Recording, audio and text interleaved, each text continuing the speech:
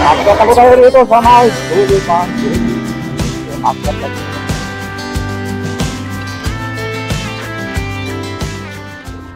Makita na natin yung ginagawa nila dito ang mga poste para sa NSCR line. Yan, makita natin yung boom frame. At yun, so ito po yung poste dito sa north side. So tuloy-tuloy lang yung gawa nila dito sa poste, ayan, so naiakyat na nila itong flooring nito sa south side nitong cantilever bridge dito sa kabilang poste. Naiakyat na nila. Yan, dito sa kabila, tuloy-tuloy din yung gawa nila ng poste doon. Yan. So ilang metro lang yan.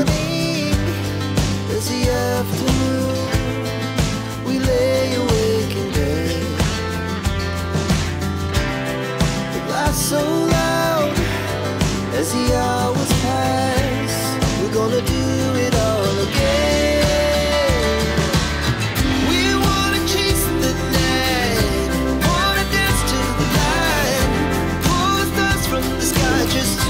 Yung direksyon na yan, papuntang Kalumpit.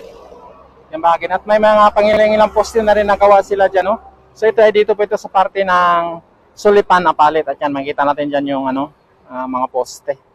Yan. At dito, so dito itatayo yung balance cantilever bridge, yung tulay kung saan tatawid itong NSCR line dito sa may Pampanga River. Medyo mahaba kasi itong poste dito, itong ilog dito.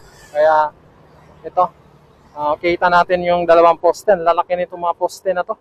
At yan po yung pinaka dito, yung pinaka dito sa south na side nitong poste, yung support niya ay mayroon na silang naiakyat na yung kanilang mga form traveler. So magkabila nitong balance cantilever bridge na gagawin nila ay naiakyat yung magkabilang side nitong form traveler, At itong isa ay buo na itong naiakyat nila itong parang pinaka molding, Pinaka forma niya.